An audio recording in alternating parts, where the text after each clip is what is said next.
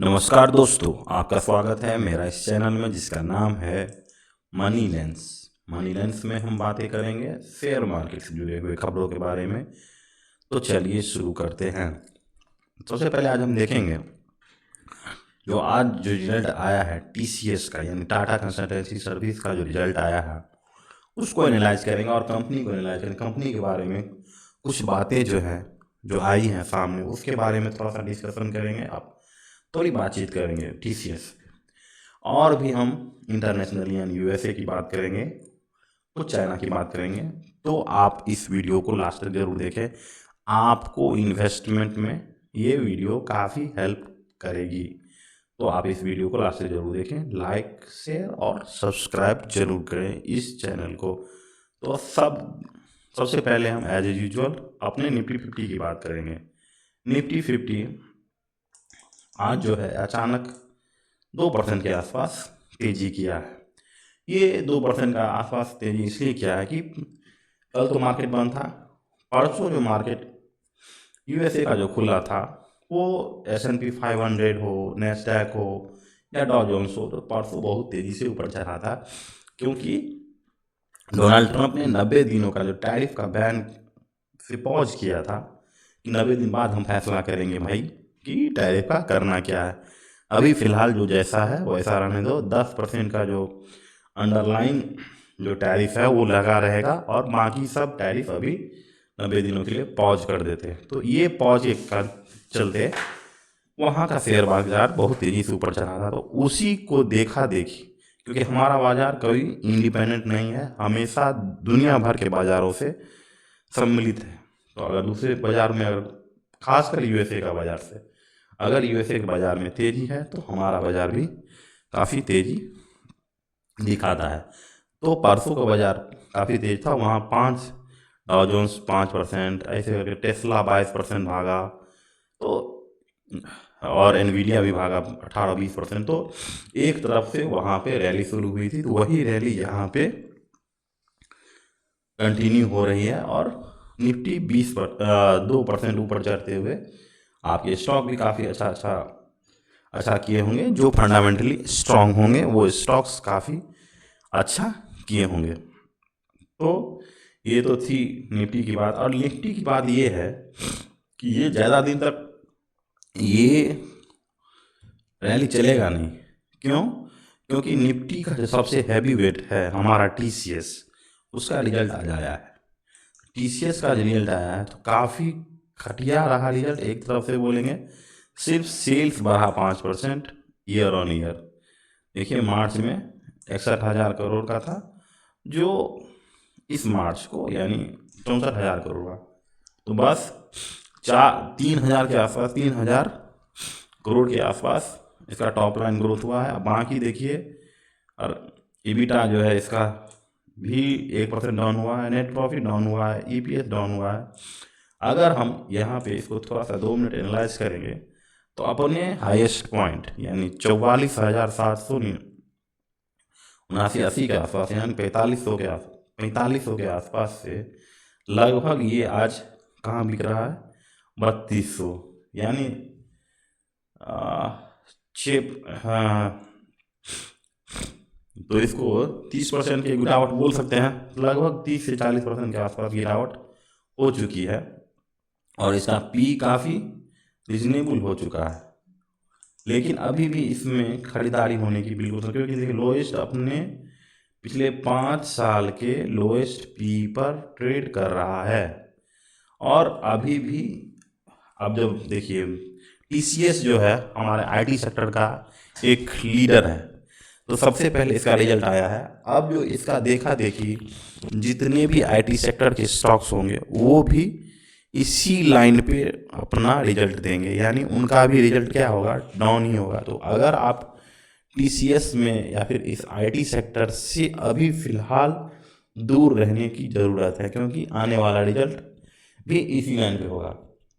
और दूसरी बात ये है कि टीसीएस ने बोला है कि अभी फिलहाल हमारा जितना क्लाइंट है वो नया जो प्रोजेक्ट है वो नहीं दे रहा है। वो जो क्लाइंट है वो टैरिफ को देख के सोच के कि टैरिफ कहाँ जाएगा, ये सब सोच के अभी जो है डिसीजन मेकिंग नहीं कर पा रहे। तो नया प्रोजेक्ट तो अब समझिए टीसीएस को मिलना है से फिलहाल 90 दिनों तक तो नहीं ही होगा। तो इसीलिए और भी टीसीएस को यहाँ से नीचे जाने की संभावना है। और दूसरा है इसको, इनका जो टॉप लाइन ग्रोथ जो है कम आने का, कि ऑटोमेशन और एआई इस इंडस्ट्री में काफ़ी तेज़ी से फैल रहा है और हो सकता है कि बड़े मास तौर पे छटनी होने की संभावना है, क्योंकि ऑटोमेशन और एआई का आने का संभावना है। तो इसीलिए अब आप एक खबर देखिएगा कि इस साल जो है work force grew by 625 from December 2024 quarter to 6 lakh के आसपास मान लिए इसका वर्क फोर्स है। उसमें से इस क्वार्टर में सिर्फ 625 लोगों को ही नौकरी दिया है, जबकि इसके पास जो है हेड काउंट है कितना, यहाँ पे देखिए 6,700, 6 लाख के आसपास इसके वर्क फोर्स है। और दूसरा बात ये है कि इन्होंने अपने एम्प्लॉय को इस बार बोल दिया है कि इस बार से सैलरी में हाइक भी नहीं होगा। तो आप यहाँ पे ये देखिए कि किस तरह आईटी सेक्टर पूरी तरह से रिसेशन के दौर में आ चुका है और सैलरी हाइक बंद, भर्ती बंद। तो और यही देखा देखी आने वाले जितने भी, चाहे विप्रो हो जाए, इन्फोसिस हो जाए, तो जितने भी आप समझिएगा, जब बड़ा कंपनी का नहीं मिल रहा है न्यू प्रोजेक्ट, तो छोटी कंपनियों को तो ऐसे भी उस पर 20% 30% तो उनका मार्केट शेयर गिरेगा ही गिरेगा, उसको कोई नहीं बचा सकता है। चाहे कंपनी जो आप देखिएगा कि बहुत सारे आईटी सेक्टर का जो कंपनी है 100-150 के आसपास बिक रहा है। तो हर एक स्टॉक जो है अब थोड़े दिन में आप देखिएगा ये पी कंट्रैक्शन के फेज में चला जाएगा। तो ये आप समझ के रखिए कि अभी फिलहाल आप आईटी सेक्टर की कंपनियों से थोड़ा दिन के लिए दूरी बना लें। दूसरा खबर ये आया कि म्यूचुअल फंड से खबर आई है कि एसआईपी जो है, जो लोग कंटिन्यू कर रहे थे, उनका बहुत तेजी से एसआईपी को डिसकंटिन्यू कर रहे हैं और एसआईपी का वैल्यू जो है 25,082 करोड़ के आसपास आ गया है, जो कि 11 मंथ में सबसे लोएस्ट पॉइंट है। Net inflow into equity mutual fund fell 14% over the past last month to 25,000 crore. अब सिर्फ 25,000 करोड़ के पास ये एसआईपी है। तो अगर सब लोग देखिए, बहुत सारे लोग एक साथ क्या कर रहे हैं, एसआईपी को डिसकंटिन्यू कर रहे हैं। डिसकंटिन्यू करने से एक इंडिकेशन आ रहा है कि अब जो है मार्केट कम से कम बॉटम में आ गया है। बॉटम आने का सबसे बड़ा कारण क्या है कि अधिकतर लोग सोचते हैं कि मार्केट गिर रहा है, अभी फिलहाल हम अपना पैसा वापस कर लेते हैं, जब फिर मार्केट चढ़ेगा तब हम रुपया डालना शुरू करेंगे। लेकिन ऐसा नहीं करना चाहिए, करना चाहिए इसका उल्टा। जब मार्केट बढ़े तो चुप से निकल जाना चाहिए और जब मार्केट गिरता रहे तब वहाँ पे बाय करना चाहिए। तो ये जो सीख आज मिली है हमको, आपको टीसीएस के बारे में भी मिली है और एसआईपी के बारे में मिली है, तो इसको आप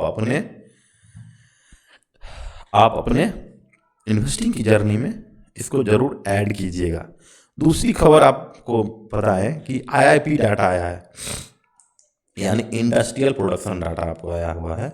इंडस्ट्रियल प्रोडक्शन बता रहा है कि इंडिया में इंडस्ट्रियल प्रोडक्शन काफ़ी कम हो गया है पिछले फरवरी से इस बार का। देखिए, India's factory output measured by the index industrial production IIP data grew by 2.9 in February, sharply lower than 5.2 growth recorded in जनवरी।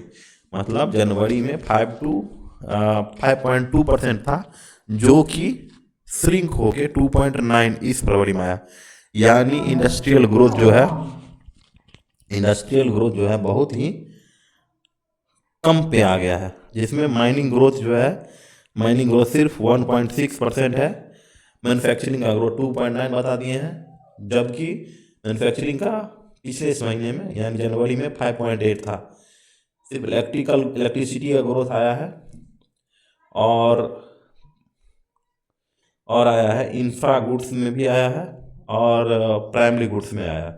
तो इंडस्ट्रियल डिग्रोथ हो रहा है। तो अब एक और चीज़ समझिए कि जितनी भी मैन्युफैक्चरिंग की कंपनियां होंगी आपके पोर्टफोलियो में या फिर जितनी मैन्युफैक्चरिंग की कंपनियां हैं, सब में आप देखिएगा इस बार का रिजल्ट सीजन जो है सब कम आता जाएगा। जो पिछले साल का जो डाटा है, जो पिछले साल का जो रिजल्ट है, उससे हमेशा आपको कम ही देगा। तो आप लोग भी इसको भी ध्यान से देखिएगा कि हमारा इंडस्ट्रियल ग्रोथ श्रिंक हो रहा है। तो हम जो जितनी भी मैन्युफैक्चरिंग कंपनियां हैं उन लोगों का इसका असर आपको इस साल के रिजल्ट पे दिखेगा। अगर आपको मेरा ये वीडियो अच्छा लगा तो इस चैनल को ज़रूर सब्सक्राइब कीजिए। इसको और हमको अच्छा लगता है कि अगर फीडबैक देते हैं, कमेंट कीजिए, लाइक कीजिए, शेयर कीजिए, सब्सक्राइब कीजिए। धन्यवाद।